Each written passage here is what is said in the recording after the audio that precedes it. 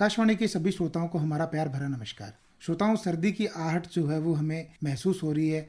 धुंध जो है सुबह के मौसम में देखने को मिलती है, जो कि हमारे मन को काफ़ी भाती है, लेकिन हमारे शरीर को ये बदलाव जो हैं कई बार सहन नहीं होते और हम बीमार पड़ जाते हैं। इस बदलते मौसम के साथ कई तरह की बीमारियां हमें घेर लेती है और इन्हीं बीमारियों के कारण, लक्षण और उपचार जानने के लिए आज हमारे साथ स्टूडियो में मौजूद हैं डॉक्टर शैलेंद्र सिंह। आप सीनियर स्पेशलिस्ट हैं मेडिसिन विभाग के राजकीय चिकित्सालय सूरतगढ़ में। डॉक्टर शैलेंद्र सिंह, आपका स्टूडियो में बहुत बहुत स्वागत है। धन्यवाद। सभी आकाशवाणी सुनने वाले श्रोताओं को मैं नमस्कार बोलूँगा। डॉक्टर साहब, सबसे पहले हम यही बात करेंगे कि इस बदलते मौसम के साथ जब तापमान में परिवर्तन आ रहा है, कौन कौन सी बीमारियां जो है इस वक्त बढ़ जाती हैं? इस वक्त मोस्टली अपने यहाँ पे वायरल बुखार बढ़ जाता है। कुछ आजकल डेंगू और थोड़ा बहुत कुछ मलेरिया के केसेस भी बढ़ रहे हैं। लेकिन जैसे जैसे तापमान घटेगा तो कुछ धीरे धीरे इन पे काबू कंट्रोल आएगा और इसमें कमी आएगी धीरे धीरे। जी बिल्कुल, जैसे जैसे तापमान घट जाएगा तो मच्छर भी कम हो जाएंगे और बाकी बीमारियां जो बदलते मौसम में जो चेंज आ रहा है। इसका मुख्य कारण ये है क्या कि हमारा शरीर जो है अडेप्ट नहीं कर पाता? हाँ, इसका मुख्य कारण यही है। और कुछ अपना इस वक्त अपन बदलते मौसम के हिसाब से खान पान पे ध्यान नहीं देते, या कई बार अपने ऐसा मौसम में ठंडा या एसी चला लेते हैं, या कोई बिना कपड़े या ढंग से कपड़े नहीं पहन के निकल जाते हैं कहीं, तो ये भी एक कारण इसका रहता है। वायरल या खांसी जुकाम की अगर हम बात करें तो ये तो सामान्य बीमारी है, सभी लोगों को होती है और किसी भी मौसम में जनरली हो जाती है। लेकिन अब देखा जाए तो पिछले कुछ समय से इसका स्वरूप बदल गया है। 10-15 दिन तक खांसी जुकाम जो रहता है लोगों को और जल्दी से ठीक नहीं होता, ठीक हो जाता है तो 15-20 दिन में वापस हो जाता है। और जो लक्षण है वो भी काफ़ी तेज आते हैं, बुखार तेज होता है और कई लोगों को सांस की दिक्कत जो है महसूस करने को मिलती है। इसके बारे में बताइए कि ये परिवर्तन क्यों देखने को मिल रहा है? क्या इसका कोई कोविड से कोई कनेक्शन है?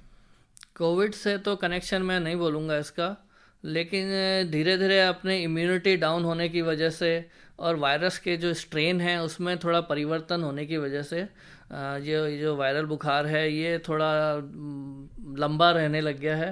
और कुछ अपने परहेज कम करते हैं, बिना एंटीबायोटिक्स और ये ऐसी दवाइयाँ ले लेते हैं जो हमें उस वक्त नहीं लेनी चाहिए वायरल बुखार में, तो उसके वजह से भी कई बार इम्यूनिटी डाउन होती है और इसका फ़र्क पड़ता है इससे। जी डॉक्टर साहब, आपने जैसे बताया कि एंटीबायोटिक्स जो है ऐसे खांसी जुकाम या बुखार के समय सामान्यतः नहीं लेनी चाहिए। जी, लेकिन देखने को मिलता है कि हम जाते हैं मेडिकल स्टोर पर और वहाँ पे हम एक जुकाम की दवाई और एक एंटीबायोटिक जाके ले आते हैं जो कि हमारे लिए घातक है। हाँ, इसमें हमें यही है कि शुरुआत में हम पैरासीटामोल ले लें, एंटी एलर्जिक टैबलेट ले लें और अपने जो परहेज हैं गरारे करें, गर्म पानी में थोड़ा नमक डाल के गरारे करें या बीटाडीन के गरारे करें तो वो ज़्यादा बेटर है। और अपनी इम्यूनिटी बढ़ाने के लिए विटामिन सी है और सिट्रस फ्रूट्स हैं, ये थोड़ा इसका सेवन करें तो इससे अपनी इम्यूनिटी भी बढ़ेगी और इससे फ़ायदा होगा अपने को। जी डॉक्टर साहब, इसमें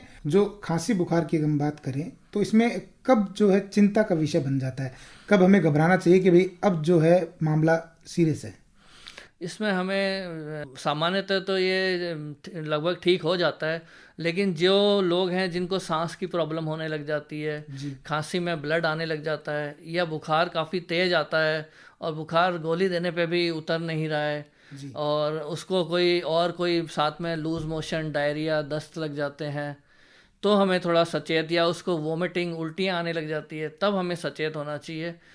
तो तब हमें इसको तुरंत डॉक्टर के पास जाके और अपना दवाई आपने पहले ले ही लिए, पैरासीटामोल, एंटी एलर्जिक ले लिए और उसके बावजूद आपने 2 दिन 3 दिन इसको लेके देख लिया और आपके ऐसे लक्षण आ रहे हैं तो फिर आपको डॉक्टर से संपर्क करना चाहिए और अपना सही जांच करा के और सही इलाज, डॉक्टर के निर्देश में ही इलाज लेना चाहिए। जी डॉक्टर साहब, खांसी जुकाम की हमने बात की और अब हम बात करते हैं डेंगू बुखार की।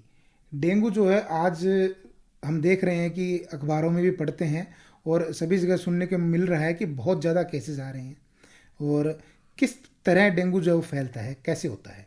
इस बार जो अपने यहाँ पे जो राजस्थान में, पूरे भारत के अंदर बारिश अच्छी हुई है। जी, बारिश अच्छी होने की वजह से क्या हुआ कि कई जगह पानी इकट्ठा रहा, कई लोगों के बर्तनों में, कूलर में, उसमें पानी इकट्ठा रहा, और इसकी वजह से मच्छर जो है उनका नंबर, मच्छर की संख्या बढ़ गई जी।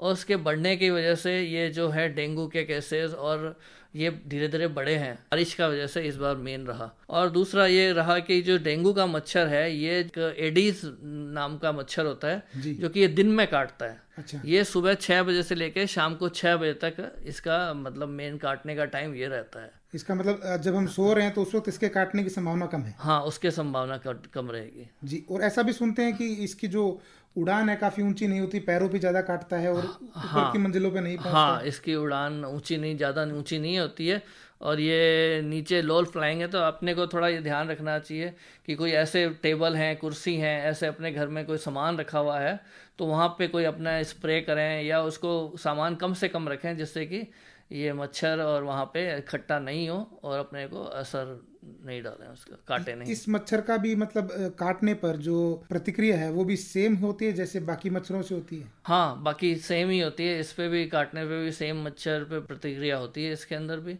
और इसमें जो बुखार है वो आता है, इसका जो इंक्यूबेशन पीरियड जिसमें मतलब मच्छर काटने से लेके बुखार आने तक का जो पीरियड होता है वो करीब 5 से लेके 10 दिन का होता है। मतलब आज अगर मच्छर ने काट रहा है तो 5-7 दिन के अंदर जाके अपने को बुखार आएगा। मच्छरों से बचने के लिए वैसे तो जितने भी उपाय हम करें वो नाकाफी है, लेकिन कोयल हो गया, रिफिल हो गया, ये कहाँ तक सक्सेसफुल हैं? कॉयल और रिफिल भी सक्सेसफुल हैं, काफ़ी हद तक ये सक्सेसफुल हैं, लेकिन इसका भी अत्यधिक प्रयोग नहीं करना चाहिए। या हमारे मतलब कि जहां हम सो रहे हैं एकदम उसके बिल्कुल पास में हम इसका प्रयोग करेंगे जी। या एकदम जिसको सांस की तकलीफ है, कुछ और है, तो वो भी बढ़ सकती है इसकी वजह से। उसको दमा है, अस्थमा है, उसको भी प्रॉब्लम इस चीज़ की वजह से हो सकती है।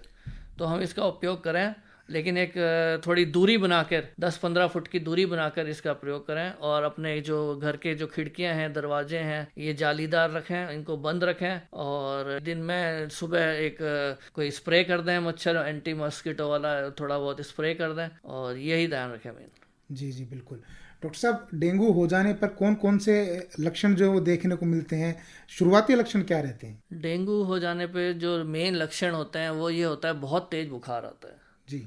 आप पैरासीटामॉल ले लेते हो और जो 650 mg ले लेते हो तब भी कई बार बुखार नहीं उतरता। और बुखार के साथ साथ इसमें आपका सिर दर्द होता है, आंखों के पीछे रिट्रो ऑर्बिटल पेन होता है, वो होता है, और साथ में कमर में दर्द, जोड़ों में दर्द, और फिर धीरे धीरे मरीज को भूख नहीं कम लगने लग जाती है, उल्टी जैसा जिदोरा उल्टी आने लग जाती है, जी घबराने लग जाता है, भूख बिल्कुल कम होने लग जाती है, और धीरे धीरे 3-4 दिन बाद उसकी बॉडी पे रैशेज या लाल लाल दाने भी हो जाते हैं, जो खुजली आने लगती है जिनके ऊपर।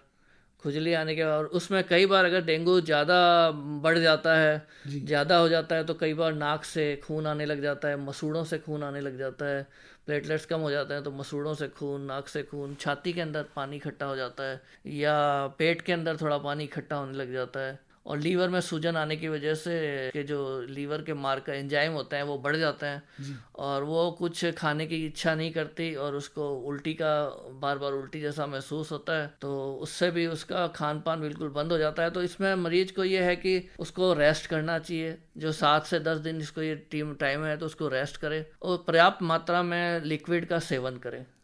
लिक्विड में अपने ये जरूरी नहीं है कि वो कुछ पर्टिकुलर ले, लिक्विड में उसको पानी ले सकता है, इलेक्ट्रल पाउडर, नींबू पानी ले सकता है, दूध ले सकता है, पतला करके दूध भी ले सकता है, लस्सी दही लस्सी छाछ ले सकता है, साथ में वो हल्का भोजन ले। जी डॉक्टर साहब, हमने डेंगू के लक्षणों की बात की, अब हम ये कहेंगे कि इसकी जांच कब करवाई जाए, कब हमें लगे कि भाई अब डेंगू हो सकता है तो डेंगू की जांच करवा ली जाए, और किस किस प्रकार की जांच डेंगू की होती है? ऐसे सुनने में आता है कि डेंगू की भी कई तरह की जांच है। हाँ, डेंगू की भी कई तरह की जांच होती है, लेकिन अगर आपको बुखार अगर दूसरे तीसरे दिन नहीं उतरता है जी, तो हमें सबसे पहले एक सीबीसी जांच करानी चाहिए। सबसे कॉमन जांच है कंप्लीट ब्लड काउंट। उसमें हमें ये पता चल जाएगा कि हमारे जो WBC हैं, वाइट ब्लड सेल हैं, प्लेटलेट्स हैं, ये कितने हैं। देखा जाता है डेंगू में कि WBC भी कम होते हैं और प्लेटलेट्स भी कम होते हैं, दोनों ही कम होते हैं।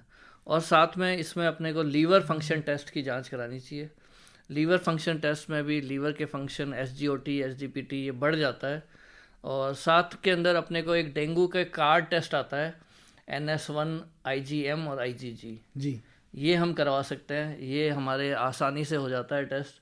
और अगर NS1 मतलब कि NS1 पॉजिटिव है तो हमें थोड़ा सचेत अलर्ट हो जाना चाहिए और हमें उस हिसाब से इलाज अपना शुरू कर देना चाहिए। और इसमें लेकिन एलिज़ा टेस्ट आजकल एक ज़्यादा कन्फर्मेटिव टेस्ट होता है एलाइज़ा, लेकिन एलाइज़ा अपने यहाँ पे उपलब्ध नहीं है, सूरतगढ़ में उपलब्ध नहीं है। लेकिन ये जैसे गंगानगर है और बाकी जगह जो बड़े शहर हैं वहाँ पे एलाइज़ा उपलब्ध है। तो एलाइज़ा इसका कन्फर्मेटिव डायग्नोसिस होता है। जो कार टेस्ट हैं वो कन्फर्मेटिव डायग्नोसिस नहीं होते और हमारे यहाँ मोस्टली कार्ड ही हो रहे हैं। जब पता लग जाए कि चाहे किसी भी जांच में आए कि डेंगू हो गया है, तो सबसे पहले आप किन उपचारों पर ध्यान देते हैं? किस तरह से इसका उपचार जो है वो किया जाता है? ये वायरस जनित बीमारी है। वायरस जनित बीमारी है तो इसमें हमें एंटीबायोटिक्स का प्रयोग कम से कम करना है या नहीं करना है। और इसमें हमें सिम्टोमेटिक इलाज करना है। सिम्टोमेटिक का मतलब ये हो गया कि बुखार आ रहा है तो हमें बुखार उतारने के लिए हम इसकी बुखार की पैरासीटामोल की गोली लें। और पैरासीटामोल 650 भी आती है, 500 भी आती है। ये इसके दिन में 3 से 4 बार जिस हिसाब से अपने को फीवर आ रहा है, बुखार इसको लेने पे भी नहीं उतर रहा है, तो हमें गीली पट्टी करें, अपने शरीर को पोंछें गीले कपड़े से और इसके कोल्ड स्पॉन्जिंग से अपना फीवर उतारने की कोशिश करें। और इसमें जिस हिसाब से अगर अपने को कोई और लक्षण आ रहे हैं तो अपना फ्लूइड इनटेक, अपना ऐसे ORS है, इलेक्ट्रल पाउडर है, इसका सेवन करें। और खान पान का थोड़ा अपना ध्यान रखें। खान पान में लिक्विड लें, सेमी सॉलिड लें, ज़्यादा मिर्च मसाला है, तेल चिकनाई वाली चीज़ें ये अवॉइड करें। और कोल्ड ड्रिंक हैं ये अवॉइड करें। कुछ फल जो हैं जिनके बारे में ऐसा सुना जाता है कि डेंगू में वो खाने चाहिए, जैसे पपीता है, कीवी है और ड्रैगन फ्रूट जो है वो काफ़ी फेमस हो रखा है कि डेंगू उससे ठीक होता है। उनके बारे में आपका क्या राय है? उनके बारे में मैं यही कहना चाहूँगा कि अभी तक कोई ऐसी ठोस स्टडी हुई नहीं है या कोई ठोस ऐसे स्टडी नहीं है। पपीते की पत्तियां हाँ, बकरी का इनके दूध बारे भी में है इनमें ऐसे कोई एलोपैथी के अंदर ऐसी कोई ठोस स्टडी नहीं है। लेकिन इसमें अपने को ये ध्यान रखना चाहिए, ऐसा कुछ नहीं है कि आपको पपीता ही खाना, पपीते की पत्तियों से वो खाना है। हमारे गैस्ट्रिक इरिटेशन नहीं होना चाहिए या लीवर फंक्शन ख़राब नहीं होने चाहिए, क्योंकि पहले ही उसका जी घबरा रहा है। और अगर आपने उसको ज़्यादा कड़वी या ज़्यादा ऐसी हाई पावर की ऐसी दवाई दी तो उससे उसको और वो प्रॉब्लम हो सकती है। लीवर का इस डेंगू से क्या संबंध है?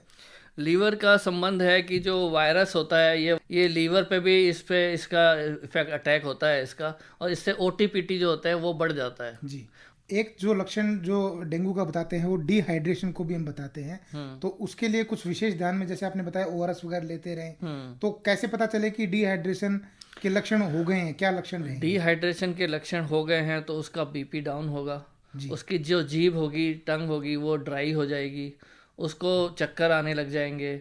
और उसके चक्कर आने लग जाएंगे, उसकी जो स्किन है, स्किन का जो इलास्टिसिटी है वो कम हो जाएगी। स्किन को आप पिंच करके देखेंगे तो स्किन जो फास्ट अपना वापस नॉर्मल हो जाती है वो नहीं होगी। तो ये चीज़ें अपने को देखनी पड़ेगी। उसको पेशाब आना कम हो सकता है, यूरिन आना कम हो सकता है। यूरिन हो सकता है पीला आने लग जाए, ज़्यादा डार्क आने लग जाए, तो ये भी हो सकता है डिहाइड्रेशन की लक्षण। डेंगू के अंदर शरीर पर जो धब्बे या चकत्ते बन जाते हैं वो भी एक इसका मुख्य लक्षण देखा जाता है। चौथे पांचवें दिन कई बार ये रैशेज या लक्षण ऐसे दाने हो जाते हैं और उस पर काफ़ी खुजली भी आती है, 1-2 दिन तक रहते हैं ये। तो इस पर आप घरेलू भी अपने ये तेल भी, सरसों का तेल भी लगा सकते हैं, या कैलेमाइन क्रीम आती है, और कोई एंटी एलर्जी के लिए जैसे कि सिट्रिजिन गोली है। डेंगू के अंदर प्लेटलेट जो है वो सबसे ज्यादा, इसके बारे में हम जो आम जनमानस जो है वो सुनता है कि प्लेटलेट कम हो गई, प्लेटलेट कम हो गई। कितने प्लेटलेट इसमें गिर जाते हैं? कहाँ तक जो है वो सेफ लिमिट है? डेंगू के अंदर आजकल ये बहुत एक भ्रांतियां हुई हुई है कि डेंगू हो गया और प्लेटलेट लोग रोज चेक करा रहे हैं। जी। ऐसा नहीं करना चाहिए। नॉर्मल आदमी में प्लेटलेट्स होते हैं 1.5 लाख से लेके 4 लाख तक जी। और डेंगू में ये धीरे धीरे कम होते हैं। मान लो किसी के लाख, किसी के 50,000, कभी 20,000, कभी और भी कम हो सकते हैं, 10-15, 5-10 हज़ार भी हो जाते हैं। अच्छा। तो हमें ये हर तीसरे दिन अपने एक बार CBC जांच करा लेंगे तो हमें ये पता चल जाएगा। और प्लेटलेट्स का ये काम होता है कि वो ब्लीडिंग को रोकते हैं। जी। कहीं भी कोई ब्लीडिंग अपने शरीर में होती है, अगर प्लेटलेट कम होंगे तो ब्लीडिंग होने की संभावना बढ़ जाएगी। जी। तो और ये ब्लीडिंग की संभावना, अगर मान लो अपने प्लेटलेट्स 50,000 से कम हो रहे हैं या 20,000 से कम हो रहे हैं, तो ये संभावना थोड़ी बढ़ जाएगी। और इसलिए हमें ये तीसरे दिन या ऐसे जांच, प्लेटलेट्स की जांच करानी चाहिए। और अगर ये 50,000 से नीचे आ रहे हैं तो इनको तुरंत डॉक्टर से संपर्क करना चाहिए। और अगर किसी को कोई कोमॉर्बिड कंडीशन है, कोमॉर्बिड मतलब कि उसको डायबिटीज़ है, उसको किडनी की बीमारी है, उसको कोई स्ट्रोक की बीमारी है, अगर ऐसी कोई बीमारी है उसको, या कोई पहले दवाइयाँ चल रही है, इम्यूनोसप्रेसेंट, या कोई कैंसर की दवाई चल रही है, या कोई गठिया बाव की दवाई चल रही है, तो इन लोगों को थोड़ा जल्दी सचेत होकर जल्दी पहले ही डॉक्टर को दिखा लेना चाहिए। और अगर प्लेटलेट्स अपने ज़्यादा कम हो गए हैं, 20,000 से नीचे हो गए हैं और ब्लीडिंग शुरू हो गई है, तो हमें आजकल प्लेटलेट्स भी अवेलेबल हैं, ब्लड बैंक है अपने यहाँ पे और गंगानगर में भी उपलब्ध है। तो इसमें 2 टाइप के प्लेटलेट्स आते हैं, एक आरडीपी बोलते हैं और एक होता है एसडीपी, सिंगल डोनर प्लेटलेट।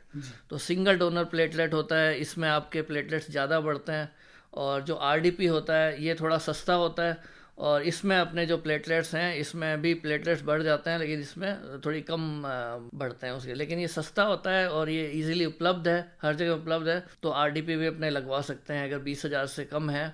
और ये है कि अगर 10,000 से कम है और अपने ब्लीडिंग नहीं है, कहीं भी ब्लीडिंग नहीं है मरीज के, तो भी उसको मैं तो यही राय दूंगा कि उसको प्लेटलेट्स की है वो चढ़वा लेने चाहिए। जी, अगर 10,000 से कम है तो ज़्यादा चिंता में जाना चाहिए और तुरंत उसको है ना प्लेट डॉक्टर को दिखा के और अपना प्लेटलेट्स चढ़वा लेना चाहिए। प्लेटलेट या फिर डब्ल्यूबीसी जो इसमें कम हो जाते हैं, वो डेंगू शुरुआत से कौन से दिन तक जाके रिकवर होना चालू होते हैं? वो लगभग आप समझ लीजिए कि 7वें दिन, मान लीजिए कि 7वें दिन से ये रिकवर होना शुरू हो जाते हैं।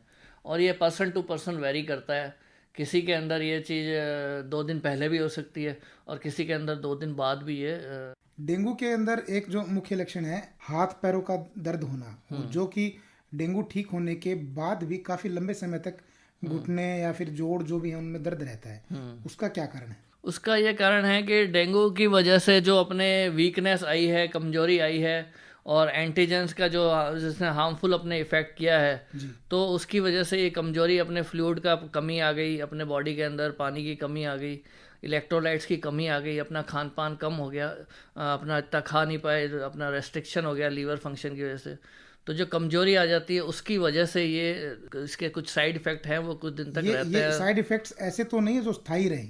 नहीं, स्थायी नहीं रहते, ये कुछ समय 10-15 दिन तक रहते हैं, उसके बाद ये लगभग ठीक हो जाते हैं। जी, आम जनमानस में मौसमी बीमारियों, चाहे वो वायरल हो, खांसी हो, जुकाम हो, और डेंगू को लेकर जो मन में एक भय रहता है, उसको शांत करने के लिए और जागरूकता फैलाने के लिए आप अपनी तरफ से जनता को क्या संदेश देना चाहेंगे? प्लीज हमारे श्रोताओं को संदेश के रूप में बताइए।